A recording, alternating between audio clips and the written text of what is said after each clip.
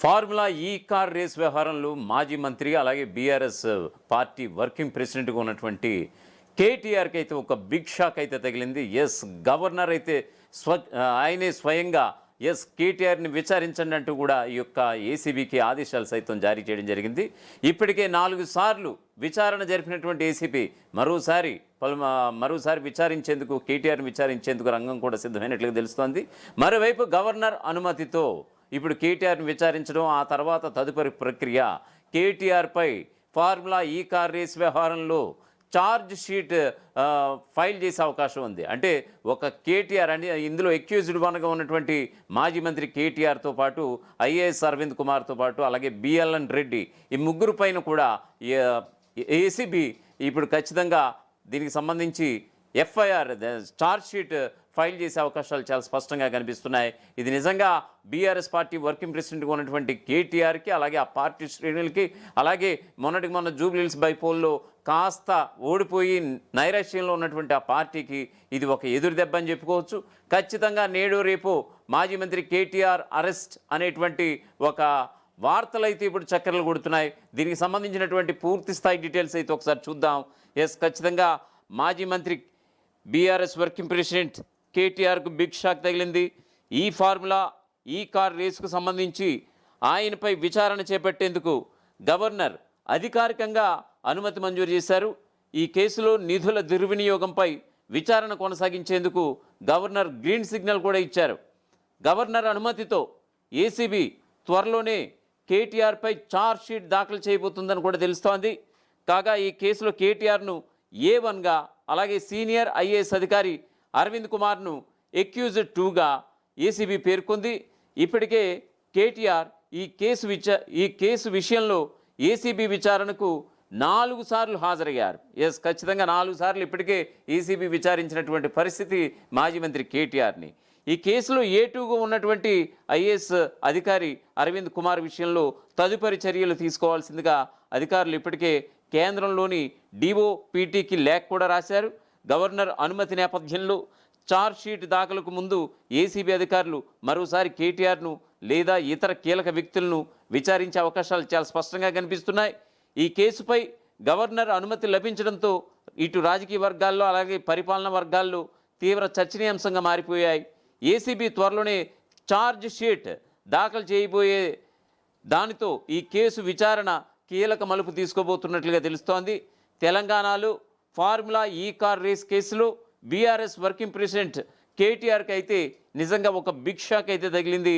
కేటీఆర్పై విచారణకు గవర్నర్ జిష్ణుదేవ్ వర్మ అనుమతి ఇవ్వడం కూడా ఇప్పుడు గులాబీ శ్రేణులకి నిజంగా గుబులు పుట్టేలా ఉంది. దీంతో ఈ కార్ రేస్ కేసులో కేటీఆర్పై ఛార్జ్ షీట్ వేసేందుకు గవర్నర్ అనుమతి లభించినట్లుగా అయ్యింది. అయితే కేటీఆర్పై విచారణకు గవర్నర్ అనుమతి కోరుతూ ఇటీవల తెలంగాణ ప్రభుత్వం కూడా లేఖ రాసింది. ఈ నేపథ్యంలో తాజాగా గవర్నర్ గ్రీన్ సిగ్నల్ ఇవ్వడం నిజంగా ఒక కేటీఆర్కి అయితే ఒక బిగ్ షాక్. కేటీఆర్కే కాదు, ఎక్కడో ఫామ్ హౌస్లో ఉన్నటువంటి తన తండ్రి కేసీఆర్ కూడా ఇది మింగుడు పడని అంశంగా మనం చెప్పక తప్పదు. ఎందుకంటే ఖచ్చితంగా ఛార్జ్ షీట్ ఫైల్ అయిందనంటే అది ఖచ్చితంగా అరెస్టులకు దారితీసే అవకాశాలు స్పష్టంగా ఉన్నట్లుగా అర్థమవుతుందనేది న్యాయ కోవిధులు కూడా చెప్తున్నటువంటి పరిస్థితి. కాగా ఈ ఫార్ములా ఈ కార్ రేస్ కేసులో క్విడ్ ప్రోకో జరిగినట్లుగా ఏసీబీ నివేదిక కూడా ఇచ్చింది. సుమారుగా 55 కోట్ల నిధులు దారి మళ్లింపులు జరిగాయనేది కూడా ఆరోపణలు గుప్పించింది ఏసీబీ. ఈ కేసుకు సంబంధించి కేటీఆర్ ఇప్పటికే 4 సార్లు ఏసీబీ విచారణకు హాజరయ్యారు. ఇక 2024లో ఫార్ములా ఈ కార్ రేసులో ఎఫ్ఐఆర్ నమోదు చేసింది ఏసీబీ. ఫార్ములా ఈ కార్ రేస్ కేసులో మొత్తానికి కీలక పరిణామం చోటు చేసుకున్నట్లుగా అయ్యింది ఈ వ్యాలటీ చర్యతో.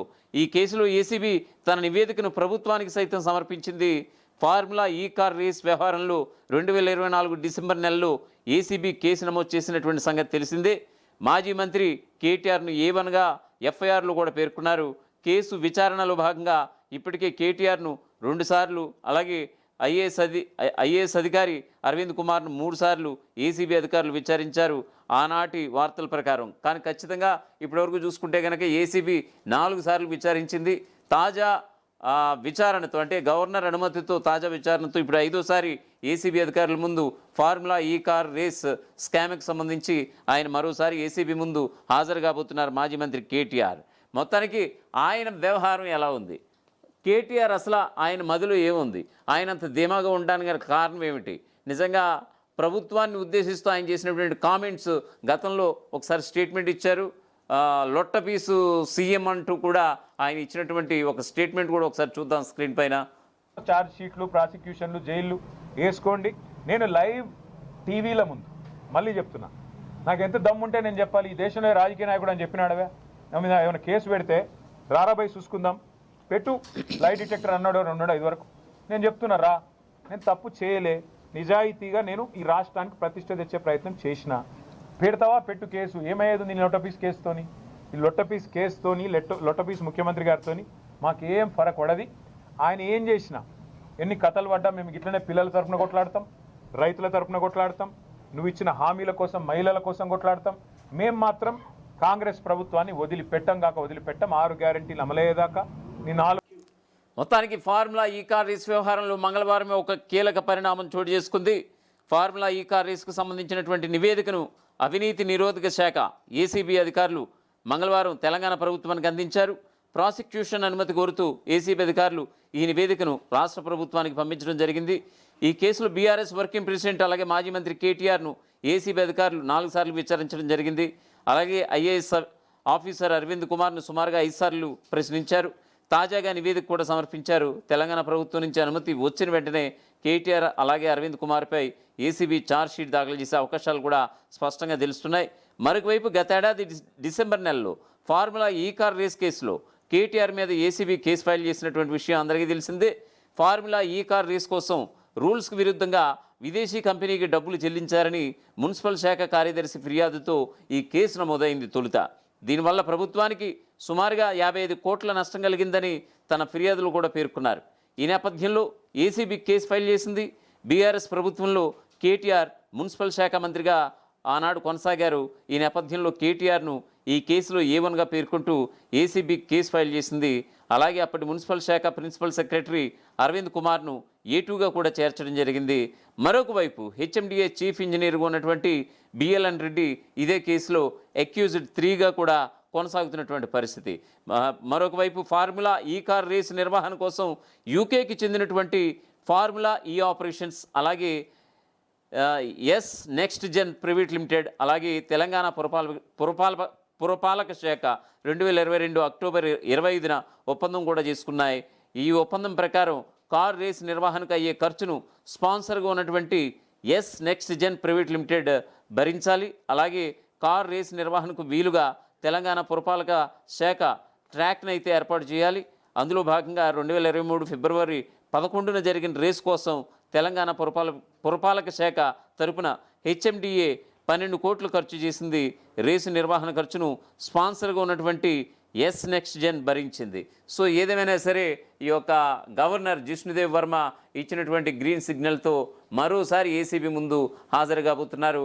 మరోవైపు కేంద్రం నుంచి డిఓపిటి నుంచి అనుమతులు వస్తాయి కనుక, ఎందుకంటే ఐఏఎస్ అధికారి అరవింద్ కుమార్ కూడా ఇందులో ఈ కేసులో భాగస్వామిగా ఉన్నారు కాబట్టి, ఎక్యూజిటివ్గా ఉన్నారు కాబట్టి అక్కడి నుంచి కూడా గ్రీన్ సిగ్నల్ వచ్చేస్తే కనుక ఈ యొక్క A1గా ఉన్నటువంటి కేటీఆర్ కావచ్చు, అలాగే ఐఏఎస్ అధికారిగా A2గా ఉన్నటువంటి అరవింద్ కుమార్ కావచ్చు, అలాగే హెచ్ఎండిఏ అధికారిగా ఉన్నటువంటి బిఎల్ఎన్ రెడ్డి, వీళ్ళ ముగ్గురు పేర్లను కూడా ఆల్రెడీ ఛార్జ్షీట్ ఫైల్ చేసి ఖచ్చితంగా అరెస్టుల పర్వం అయితే నేడు రేపో కొనసాగే అవకాశాలు ఖచ్చితంగా కనిపిస్తున్నాయనేది చాలా స్పష్టంగా తెలుస్తోంది. అయితే దీనికి సంబంధించి ప్రభుత్వం తరపున తన వాదనను వినిపించడానికి అద్దంకి దయాకర్ కూడా ప్రస్తుతం లైవ్లో ఉన్నారు. ఆయన మాటలు కూడా మనం వినే ప్రయత్నం. మున్సిపల్ ఎలక్షన్స్ ఉంటాయి, ఇంకా భవిష్యత్తులో ఏమైనా ఎలక్షన్స్ వచ్చినా రావచ్చు. కాబట్టి ఇది బేస్ చేసుకొని ఫసలేని వాదనతో తప్పించుకోవడం అనేది బీఆర్ఎస్.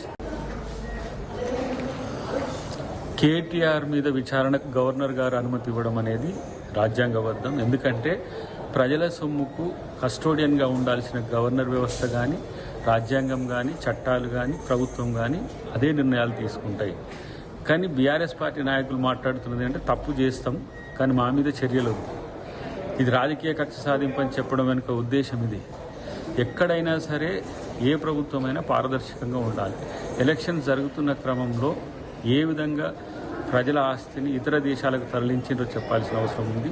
తనకు లేని అధికారాన్ని చేతిలోకి తీసుకొని ఈ ఫార్ములా కేసు రేసు విషయంలో కేటీఆర్ చేసింది ముమ్మాటికి తప్పని భావించింది ప్రభుత్వం కాబట్టి కేసు పెట్టింది. చట్టబద్ధంగా న్యాయబద్ధంగా ఈరోజు చర్యలు తీసుకోవడానికి సిద్ధపడుతున్న క్రమంలో గవర్నర్ గారు ఇచ్చిన ఈ అనుమతి అనేది ప్రభుత్వాన్ని సపోర్ట్ చేసినట్టుగా, ప్రభుత్వం తీసుకుంటున్న చర్యలు న్యాయబద్ధమైనట్టుగా మనకు అర్థమవుతున్న పరిస్థితి. కాబట్టి ఇప్పటికైనా విచారణకు సహకరించి ఏ విధంగా ఎందుకు అలాంటి తప్పు చేయాల్సి వచ్చిందో విచారణ సంస్థల ముందు, ఏసీబీ ముందు కానీ కోర్టుల ముందు కానీ చెప్తే మంచిది. అన్ని రకాల ఇప్పుడు అవకాశాలు తీసుకున్నాం.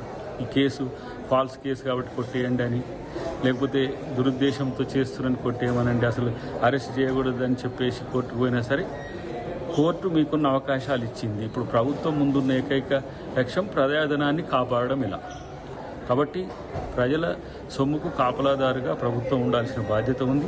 ఆ విషయంలో బీఆర్ఎస్ ప్రభుత్వం తప్పు చేసింది. ఆ రోజు మంత్రిగా ఉన్న కేటీఆర్ చేసిన తప్పు అది కాదు అని నిరూపించుకుంటే వాళ్ళకి ఏ సమస్య ఉంది. కానీ తప్పు చేసి మా మీద ఎలక్షన్ల ముందు ఇట్లా చేస్తుంది, ఎలక్షన్ల తర్వాత ఇట్లా చేస్తుంది అంటే ఎలక్షన్లు ఎప్పుడు ఉంటాయి? దీని తర్వాత లోకల్ బాడీ ఎలక్షన్స్ ఉంటాయి, ఆ తర్వాత మున్సిపల్ ఎలక్షన్స్ ఉంటాయి, ఇంకా భవిష్యత్తులో ఏమైనా ఎలక్షన్స్ వచ్చినా రావచ్చు. కాబట్టి ఇది బేస్ చేసుకొని పసలేని వాదనతో తప్పించుకోవడం అనేది బీఆర్ఎస్ వల్ల కాదు, కేటీఆర్ వల్ల కాదు అనే విషయాన్ని తెలుసుకుంటే మంచిది. అసలైన తొలి వెలుగు. ఫాలో వాట్సాప్ @తొలి వెలుగు official.